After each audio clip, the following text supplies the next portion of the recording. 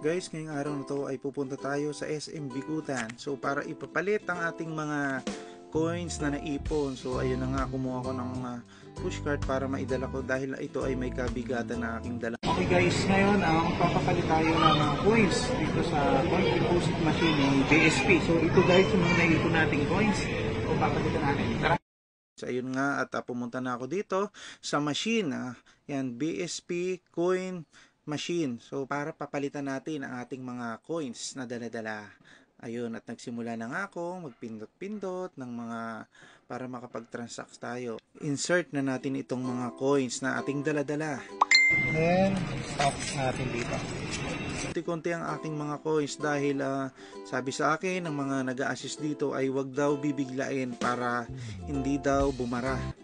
Ayan, at aking pinindot na ang step 2, yan, yung kulay green. Then, press ulit natin, then saka siya papasok dun sa loob na. Ayan guys, kung makikita nyo, pumapasok dun sa loob yung aking mga daladalang coins. Ayan, kung papapansin nyo rin, at ayan, nagka-count na siya. Makikita nyo po siya sa screen ng machine na ito. Napakagaling talaga, no? Ang galing. So, hindi na ako mamumroblema na kung saan-saan ipapalit itong aking mga coins. So, ay naipon ko sa aking tindahan at saka sa aking vendo machine na piso wifi. Kaya, meron akong mga ganitong karaming coins.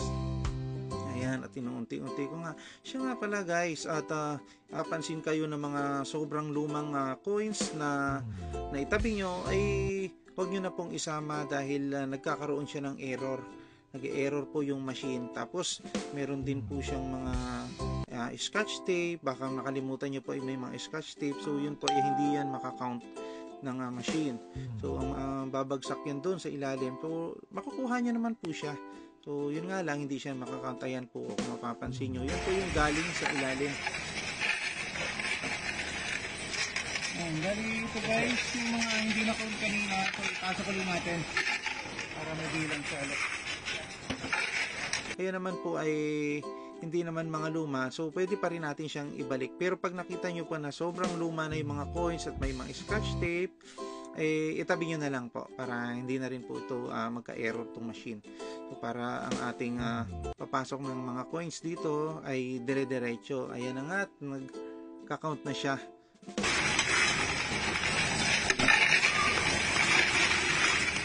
Ayan guys, makikita nyo marami pa rin siyang nalalaglag dun sa ilalim. Parang na-reject pero pwede mo pa rin siya ipasok. Ayan nga, at malapit ko nang maubos ang aking mga coins na dala-dala.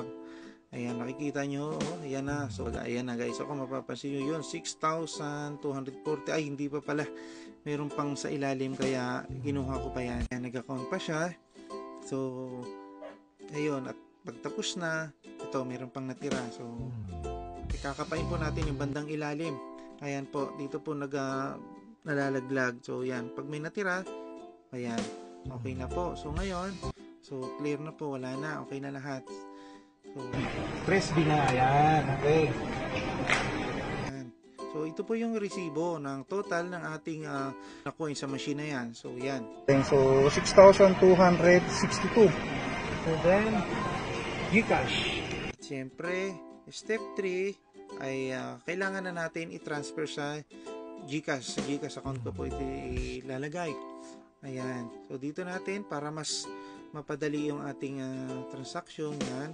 Ipindutin natin ang ating siyempre yung account natin sa Gcash account number. Yun. So, yan. Nagpa-process na po siya.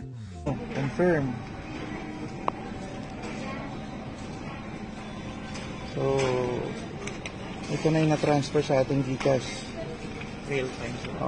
Real time. Ito yung time. So, sakto naman. Ito yung kanina.